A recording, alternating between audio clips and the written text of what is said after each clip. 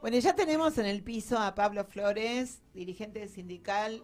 Te presentamos cuando vendimos la nota al principio. Pablo, ¿qué tal? ¿Cómo estás? Hola, ¿qué tal?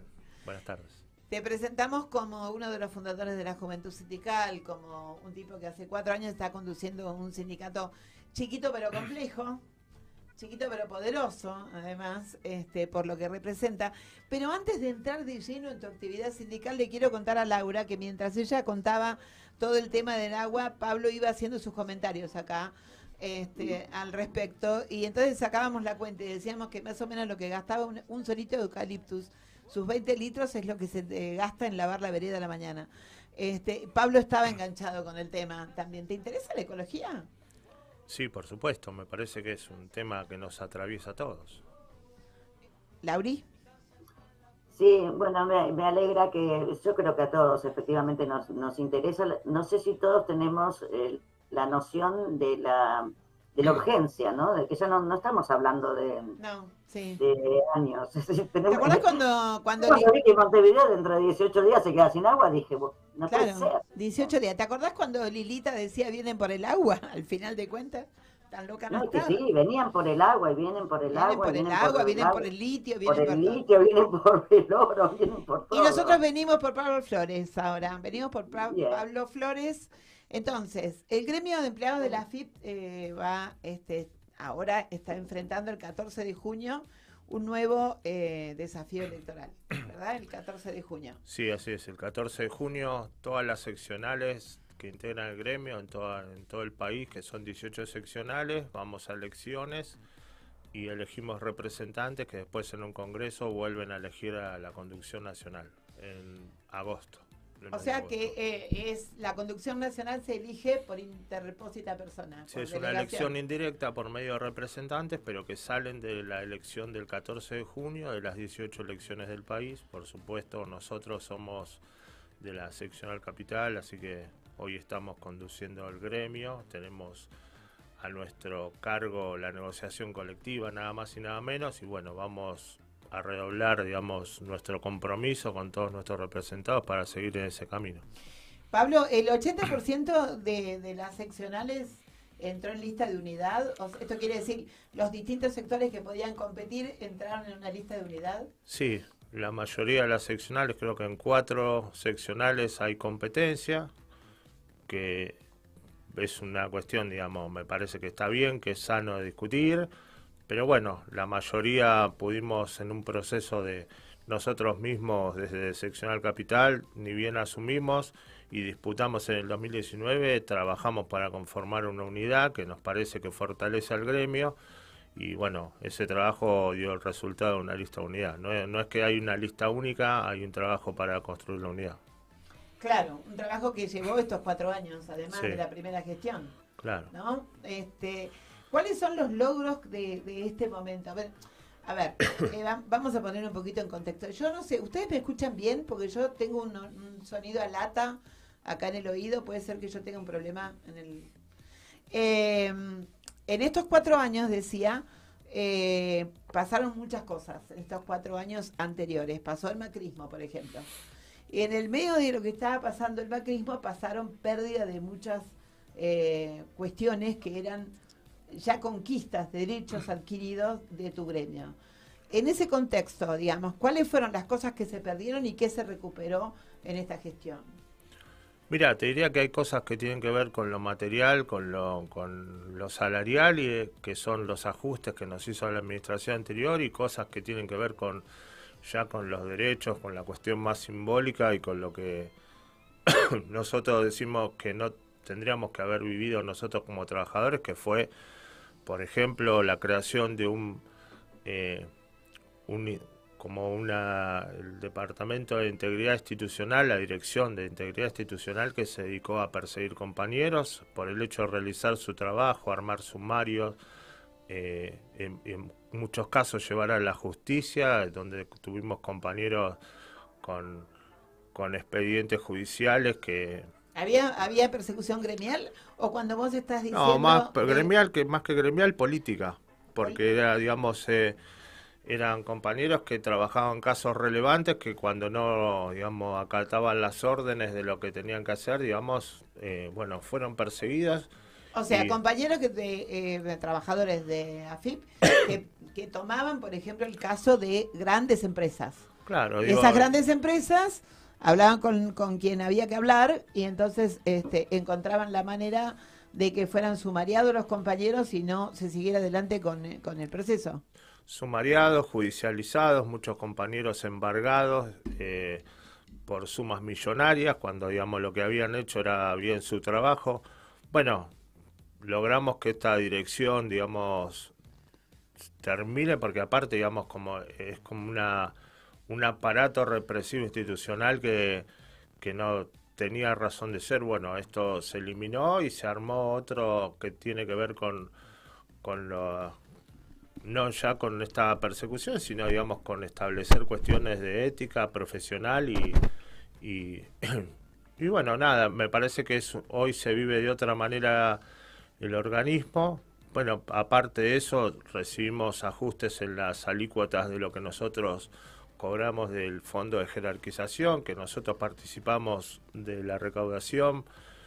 Bueno, y pudimos conseguir derechos que establecimos en el convenio, cuestiones que habían quedado rezagadas, muchos compañeros que no estaban bien reencasillados en la carrera institucional, y no solo, digamos, en este momento, sino logramos conseguir nosotros somos 15.000 trabajadores en nuestro convenio, que en su momento, en el año 2015, también había quedado discriminados de un reencasillamiento casi 4.000 compañeros. Pudimos reencasillarlos a ellos también. Reencasillarse quiere decir, en términos internos, continuar con la carrera, o sea, porque tenían la carrera con la carrera interrumpida. Administrativa, que, digamos, es darle el escalafón que les corresponde. Bueno, y hay, digamos, muchas cosas que pudimos discutir, que en estos 4 años rescatamos, que lo hicimos, digamos, sin conflictos, discutiendo, dialogando y pudiendo avanzar en lo que pudimos. No pudimos avanzar en todo lo que quisiéramos, como siempre, pero la verdad es que valoramos los avances. Hemos recuperado alícuota del fondo de jerarquización y, sobre todo, digamos, pudimos tener paritarias en tiempo y forma, cosa que en algunos otros momentos no las pudimos tener. Cuando tuvimos los ajustes, bueno, la verdad es que empezamos a discutir la paritaria en junio y se terminaba de aprobar en octubre, perdíamos meses de recomposición salarial. Bueno, me parece que esto cambió en estos años, un poco, digamos, nuestra política de ser firmes en las negociaciones, y también, digamos, entendemos que la voluntad política de los funcionarios, pandemia mediante, crisis económica que hay en el país, pero bueno, me parece que por medio del diálogo y la buena voluntad de las partes hicieron que nosotros pudiéramos avanzar en muchas cosas que teníamos como agenda para nuestros trabajadores. Nosotros hemos hablado bastante... sí, espérate que quiero terminar con un tema. Nosotros hemos hablado bastante con Patricia González, y una de las cosas que me parecía interesante remarcar es que el trabajo de las mujeres de la organización con esta comisión directiva ha logrado que, por ejemplo, se introdujera en el convenio un tema que tiene que ver con la eliminación de la violencia y el acoso en el mundo del trabajo. Algo que uno cree que solamente tiene que ver con determinados perfiles y sectores, pero que, sin embargo, en sectores con profesionales como lo que tiene AFIP, también se llevan a cabo muchísimos abusos de poder y muchísimos acosos. Sí, nosotros, digamos, fuimos uno de los primeros gremios que introdujimos toda la normativa que emana el convenio 190 de OIT, que es contra, digamos, la violencia laboral con perspectiva de género. La incorporamos al convenio colectivo.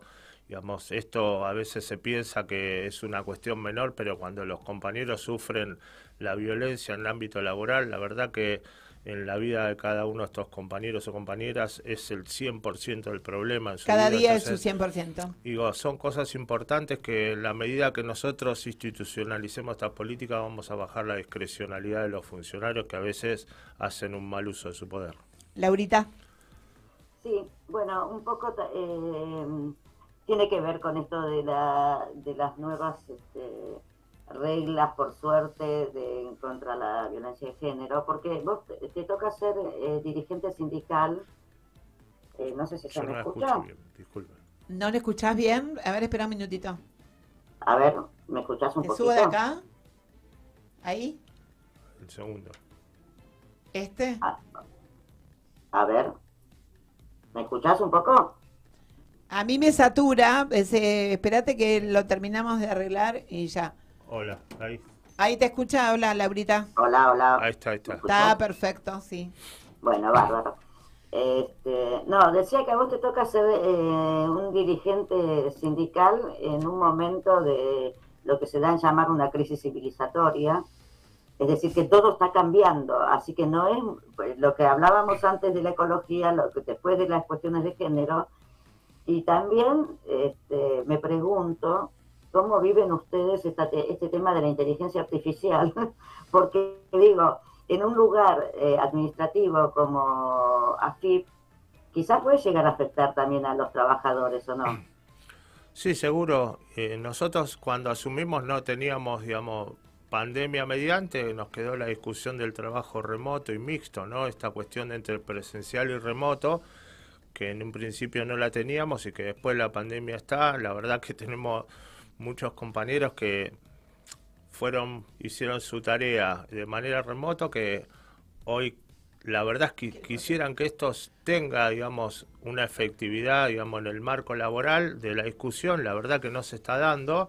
Bueno, tenemos un montón de compañeros que nos reclaman, que están, digamos, bastante enojados y a veces nos dicen, bueno, no hacen lo suficiente ustedes. La verdad es que es una discusión que no está dándose en el Estado, ningún organismo público ha avanzado en esta discusión. La verdad que entendemos nosotros que quizás no están dadas todas las condiciones, pero a nosotros sí nos gustaría empezar a discutir este tema, por lo menos para cuando entendamos que se pueda empezar a aplicar, porque realmente, digamos, es, como decías vos, Laura, un cambio de época donde la tecnología está avanzando una era tecnológica que viene con la inteligencia artificial, que va a cambiar gran parte de lo que nosotros conocemos como conductas en la vida social, en la vida laboral, en la vida, en todo tipo de las dimensiones que nosotros estamos llevando adelante. Y bueno, me parece que a nosotros en el ámbito laboral, digamos, nos reclaman un poco este tema. La verdad es que nosotros entendemos que es una de las nuevas discusiones que nos va a llevar para adelante, porque no es solamente cuando tengamos esta discusión decir si podemos trabajar de casa o no, sino que va a ser la discusión de un régimen jurídico, del claro, régimen laboral, que va a tener muchas más discusiones.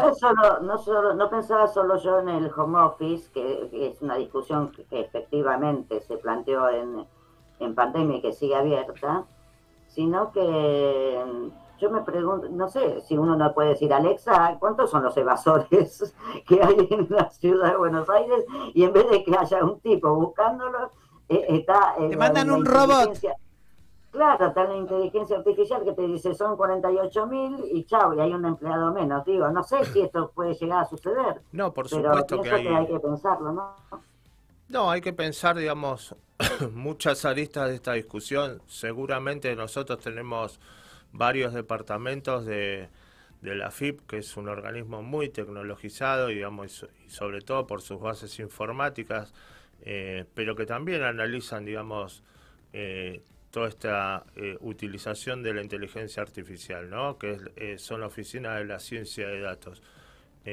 Bueno, entendemos que la discusión no va a ser una discusión así nomás. Nosotros explicamos a nuestros trabajadores que no es una discusión ganar-ganar, que a veces a nosotros se nos van a plantear cambios de estructura, cambios de funciones, digamos, y esta cuestión de que si se reemplazan trabajadores por tecnología, bueno, es una discusión que nosotros vamos a tener que discutir nuestra productividad, que no es una discusión sencilla y que está dentro de un cambio de época en la cual, digamos, va a llegar o llegar. O sea, por eso queremos estar preparados para esa discusión. ¿Vos crees que la CGT está consciente de que ellos también están viviendo esta misma crisis civilizatoria y que las cosas a discutir ahora son tienen otros márgenes, digamos, tienen otras urgencias, tienen otras necesidades y encima con un país que está pasando hambre, ¿no? Es un momento difícil, ¿no? Sí, me parece que pasa todo eso que vos decís, que en las distintas actividades a todos nos afecta de alguna manera y estar a la altura de los acontecimientos depende de cada grupo dirigente. La CGT como tal hoy está metida, me parece, en la dinámica política, que es una crisis que estamos viviendo, tanto en el frente del gobierno como en la oposición misma, en los sectores que están presentando una alternativa, como el sector de Milei, pero yo creo que se está viviendo un momento bastante dramático en cuanto a la salida que le encuentran o que le encontramos los dirigentes, por no ponerme afuera, y poder dar una solución. Recién cuando hablaban del drama que vive Uruguay, vos decías que quizás uno no puede prever una sequía, pero sí sabe que va a haber sequías y prepararse para esto. Bueno, en nuestro país quizás no tengamos hoy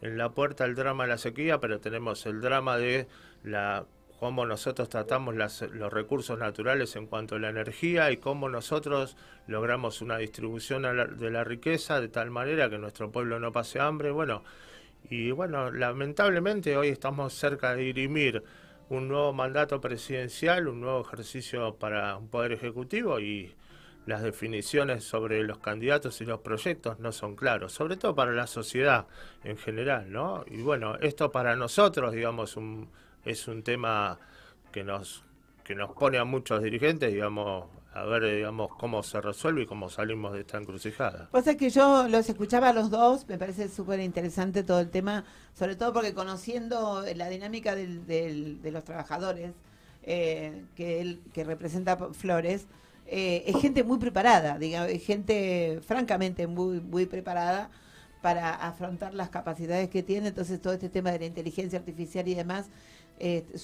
presupone un reto. Pero vos sabés que yo no me puedo apartar de que salgo a la calle y me encuentro la gente durmiendo en la calle. Y que está tan lejos la tecnología, el home office y un montón de esas cosas, digamos, y me parece que la clase política, no digo ahora voy a la parte del sindical, está tan lejos de tener el oído puesto en esa cotidianeidad de empobrecimiento de un país que inexplicablemente o no tan inexplicablemente está en estos valores de pobreza tan impresionantes, que la pregunta tiene que ver con, más allá de lo ecológico y de lo demás, ¿está pensando la dirigencia sindical en la enorme responsabilidad que le toca si nuevamente ganan un gobierno que viene, o nuevamente, o si pudiera por lo menos imponerse ideológicamente, aunque no como presidente, las ideas de Milei en este país? ¿Cómo hacemos para seguir pensando en el trabajo como una herramienta y en el sindicato como una opción de agrupación para defenderse?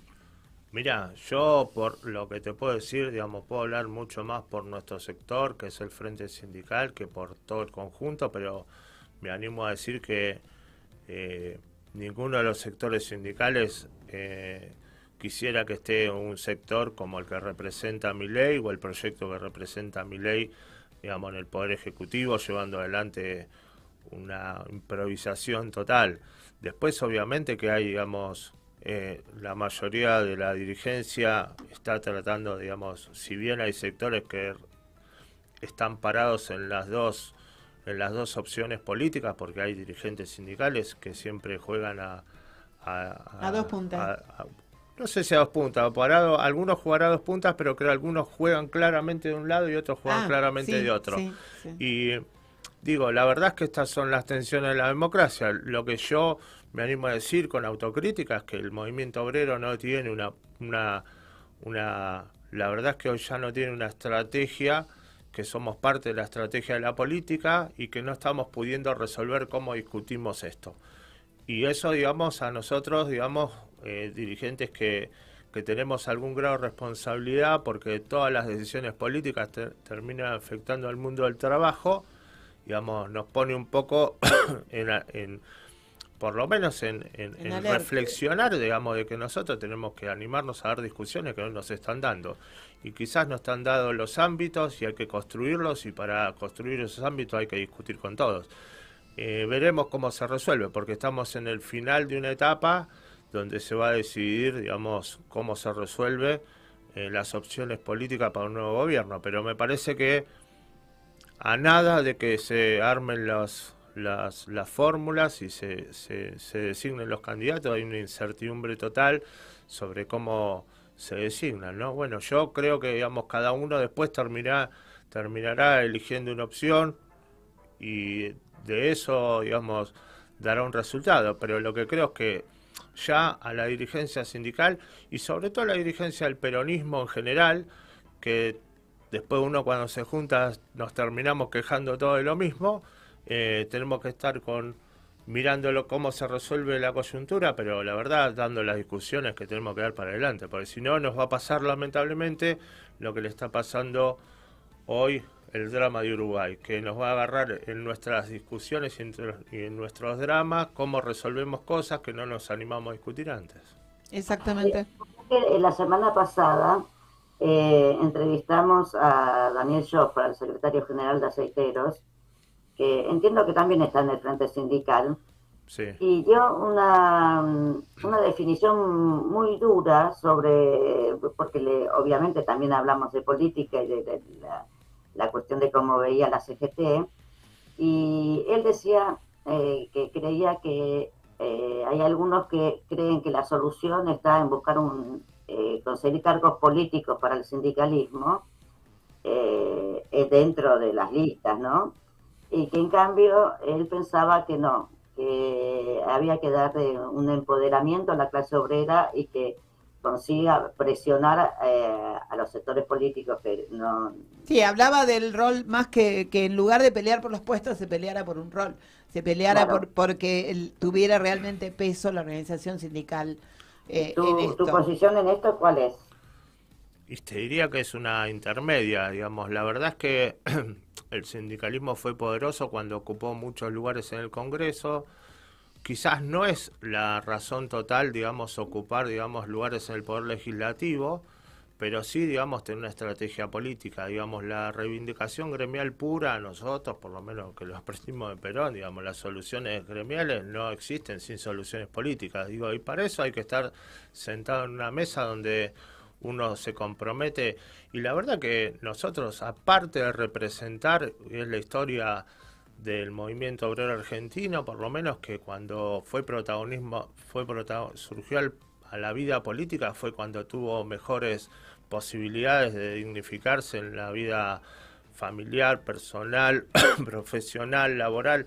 La verdad que el peronismo le dio la razón de ser, digamos, cuando los trabajadores tuvieron protagonismo político. Esto no significa solamente ir por un cargo de diputado, porque a veces con un cargo de diputado después te hacen sentarte en un lugar y decir que hay una disciplina partidaria, pero Claro. la verdad, lo que no podemos dejar es de asumir la discusión y el rol político y de tener una estrategia política. Nosotros creemos que no podemos ser solo un factor de presión, tenemos que ser un factor de poder. Y para ser un factor de poder hay que tener una estrategia política.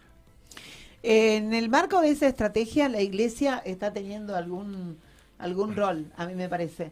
Digo, escucho declaraciones políticas, algunas interesantes y otras terribles.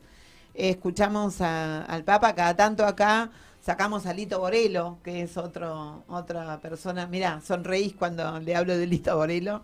Sonríe Pablo, estamos hablando de todos los amigos de él, me parece, de alguna manera acá.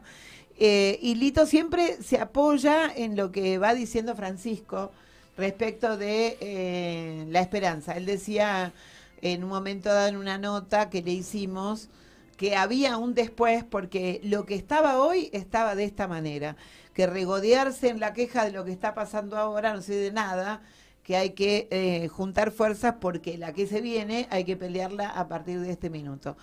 ¿Cómo te fue? ¿Se habló de esto en la reunión que tuvieron con Francisco? ¿Para qué se juntaron los sindicalistas?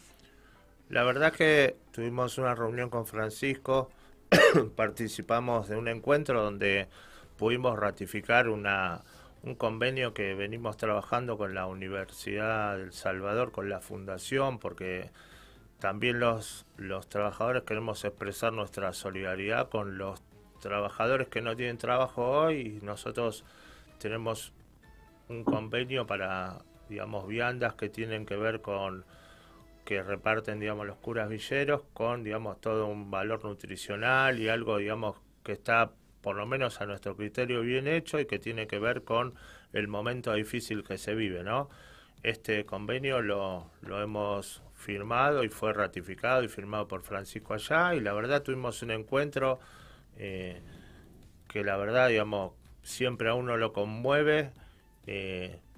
Nosotros, digamos, los trabajadores, entendemos que Francisco es uno de los pocos líderes, digamos, a nivel mundial que está hablando de la crisis de valores. Y nosotros nos apoyamos mucho en eso, y todo lo que podamos hacer para cambiar lo que vive la sociedad hoy lo vamos a hacer. Y uno de los que está hablando de esos temas todo el tiempo es Francisco. Habla de los valores humanos, de la esperanza, de todo lo que podemos hacer, de cómo tenemos que trabajar. Me parece, digamos, que en ese encuentro, la verdad, digamos, hemos hablado de varias cosas, pero, digamos, fundamentalmente fuimos a ratificar con el convenio nuestra expresión de solidaridad con los sectores que más difícil tienen la parada en este momento, ¿no? ¿Qué te parecieron las declaraciones? O sea, más que las declaraciones, ¿qué te pareció la catarata de declaraciones en contra de la designación del nuevo arzobispo de la ciudad de Buenos Aires por el tema de haber tenido la catequesis trans y un montón de otras situaciones que habla de respetar los nuevos derechos? Nada, me parece, digamos, que cada uno... hay sectores que siempre fueron reaccionarios, y la verdad que cuando discuten una persona y no discuten una idea, digamos, es lo más triste de todo, ¿no? Porque, digamos, cada uno va a poner el arzobispo que quiere cada uno. Digo, me parece que el Papa hace una designación en función, digamos, del trabajo que vienen realizando un grupo de obispos, y me parece lo más lógico, digamos. Ahora, que algunos sean reaccionarios porque tienen ideas en contra, porque yo la verdad lo que veo, digamos, es despotricar, digamos, cuestiones de las cuales no hay ningún planteo político. A mí me parece un obispo súper adecuado para, digo, yo entiendo que el proyecto actual político está bastante agotado, no sé si van a ganar las elecciones, me parece que no. La lectura que hoy hace cualquier analista es que el proyecto no va a ganar esto, y entonces va a haber unas alternativas que son guatemalas y guatepeores, entre Larreta, Patricia Bullrich, si Dios no lo permita, Francisco hace el milagro, Milei. Me parece que en ese sentido la mirada de Francisco me parece que ha sido estratégica en elegir un tipo que va a tener una voz fuerte en el medio de un posible gobierno que sea bastante desequilibrante de derechos. A mí me parece que la nueva camada de obispos trabajan, digamos, al lado de la gente, trabajan al lado de la gente pobre. Me parece que entienden perfectamente la realidad argentina. No hablan solamente de la cuestión religiosa, hablan de la cuestión social, hablan de la cuestión, digamos, de la dinámica que está llevando la Argentina, y bueno, es lógico que a algunos les guste. ¿Qué va a hacer? Espero, digamos, que una mayoría silenciosa, digamos, empiece, digamos, a ver la riqueza que hay, digamos, en los dirigentes sociales, porque los obispos, más allá de su cuestión religiosa, son dirigentes sociales. Bueno, nada, puedan influir, digamos, en una toma de conciencia de la mayoría del pueblo argentino. Nosotros sabemos que la religiosidad popular en nuestra historia ha hecho mucho en la dictadura militar, cuando se peregrinó a Luján, ha hecho mucho en Paz, Pan y Trabajo, y me parece que eso no eran, digamos, cuestiones políticas partidarias, eran cuestiones políticas, sociales que le tocó vivir a nuestro pueblo, y que la Iglesia, junto a sectores de la sociedad, algunos momentos con el sindicalismo, en algunos momentos con la política, han podido llevar adelante, digamos, crisis que hemos pasado. Y la verdad es que si eso pasa, estarían cumpliendo verdaderamente su rol. Esta es como una mirada generacional, ¿no? Porque, digo, lo mismo dice, algo bastante parecido dice Lito, algo bastante parecido, aunque es más grande que ustedes, dice el gringo Castro, algo bastante parecido dice Grabois, con sus matices y profundizaciones. Laura. Sí, yo como hemos prometido a nuestros oyentes que no solo íbamos a hablar de la cuestión político-gremial, sino que íbamos a conocer al dirigente en su parte personal. Me gustaría saber cómo es que llegaste a este puesto de ser un secretario general nacional, que es una cosa muy importante y que tiene además, debe ser un quilombo y además no debe ser nada grato, me imagino. ¿En qué momento empezaste a moverte dentro del sindicalismo y dijiste, bueno, yo voy a ser secretario general de la AFIP? ¿Cómo fue ese proceso? ¿Cuál fue tu primer cargo sindical, digamos? ¿Cómo entraste? Delegado. La verdad es que yo me involucré con la militancia un poco porque nosotros éramos contratados en el Estado, específicamente en la DGI en su momento, y bueno, como siempre los contratados, gobierno de la Alianza, ajuste, 3.000 compañeros afuera, bueno, nos terminamos organizando, peleamos por nuestros puestos de trabajo, en ese momento 6.000 contratados, pasamos a planta, dimos nuestras peleas, nuestras luchas, y bueno, de ahí un grupo de compañeros que organizamos esas cuestiones, nos hicimos delegado de base y de ahí, bueno, cada vez nos fuimos involucrando un poco más. Nunca dije voy a ser secretario general, ¿eh? La verdad, puedo decir que un día empecé, pero no... Decime la verdad. A veces no. te arrepentís, no, nunca. No, y la verdad yo tengo que decir que mi viejo era sindicalista y que... Pero jamás pensé que, digamos, que yo iba a profundizar tanto en esto. Sí, cuando nosotros en el año 99, cuando decía fundar la Juventud Sindical, la verdad es que yo conformé en su momento, en el año 99, la Juventud Sindical con Pablo Moyano, con Juanqui Moreira, con otros compañeros que desde ahí que nosotros militamos juntos y pasamos por un montón de experiencias en estos 20 y pico de años, que la verdad lo hicimos y nosotros podemos decir que crecimos al lado de un sector que tuvo una coherencia política para con los trabajadores y que hemos peleado y que hemos luchado y nos sentimos parte de esa historia. La verdad es que nosotros, digamos, si yo hoy sigo es por todo lo que hicimos antes y por todo lo que nos dio resultado involucrarnos en una pelea. La Digamos verdad que es son un poco la generación hija del 2001, entonces, claro, ustedes, porque empezaron en el momento de la crisis, no civilizatoria, pero de la crisis. sí. Digamos, vos en crisis ya algo de eso entendés, porque si en el 2001 eras un Niño. bebé.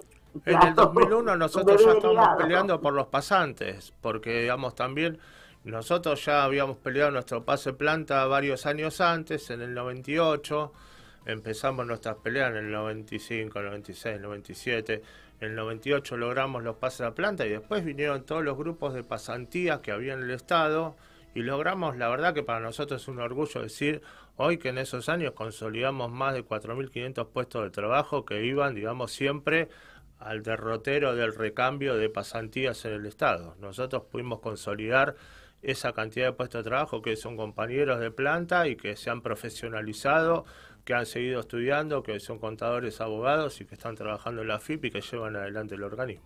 Además, estatales, la verdad que te reconocemos como un genio, porque en ninguno de los otros organismos se consiguió tantos pases a planta permanente y siguen siendo todos contratados. Además de todo esto, hiciste una carrera, vos sos psicólogo social. Sí, estudié psicología social, terminé esa carrera en el 2010, obviamente que yo no trabajé de psicólogo social, pero lo puse en práctica un poco en mi actividad. Pero lo pones en práctica, todo lo digo, es una herramienta. 2 preguntas, vamos a ir cerrando, quedan 5 minutos de programa y tengo ganas de que escuches la música de Papo que elegimos para el cierre, pero 2 preguntas cortitas. Una es que pagues el peaje. Acá hay que pagar peaje, no será el de Moyano, pero hay que pagar.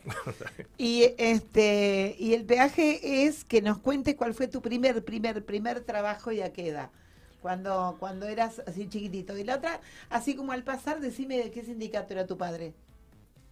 Mi papá era del sindicato, se llamaba Unión Gremial de Trabajadores Sanitarios, era un gremio de 5.000 trabajadores que eran los Plomeros de la construcción. Plomeros de la construcción. Contame vos, tu primer trabajo. Mi primer trabajo fue, digamos, un año que quería irme de vacaciones y que la verdad conseguí de repositor en un chino, en un supermercadito chino, y estuve todo el verano trabajando a los 13 años de... 13 años. Sí. 13 años. Ahí, digamos, fue cuando me hice mis primeros billetes para irme de vacaciones. Fue para irte de vacaciones, ¿no te acordás cuánto fue? Nada, no. Poquito. No, ni me acuerdo, no, pero no era mucho, porque aparte no es que me iba solo, pero quería tener para ir a los jueguitos y esa te ibas con tu familia, pero querías llevar la guita propia. Me Claro. parece perfecto. A ver, no sé si nos queda tiempo para esto, pero a mí me gustaría que me digas qué estás esperando para el año que viene. Digo, a ver, pasó, ya está, paso, elecciones, 11 de diciembre, estamos en el 6 de enero, le pusiste los zapatitos a los reyes y les pediste una cartita. A ver, ¿qué querés? No, uno tiene la esperanza de que los sectores políticos recapaciten o reflexionen qué es lo mejor para el país. Esto es lo que uno espera, porque en este país vivimos todos. Más allá de las discusiones que podamos tener, creo que llega un momento en la historia de nuestro país donde nosotros tenemos que tomar todos con seriedad y, bueno, la verdad es que ponernos al servicio del bien común. No me parece que haya otra cosa para hacer. Me parece que esto es lo que deberíamos hacer todos. Bueno, espero que se dé esto en gran parte de la dirigencia, gane quien gane. Muy probablemente, digamos, quizás, como vos decías, haya un cambio de signo de gobierno, pero bueno, me parece que a pesar de todo, nosotros tenemos que poner todo para que este país salga adelante.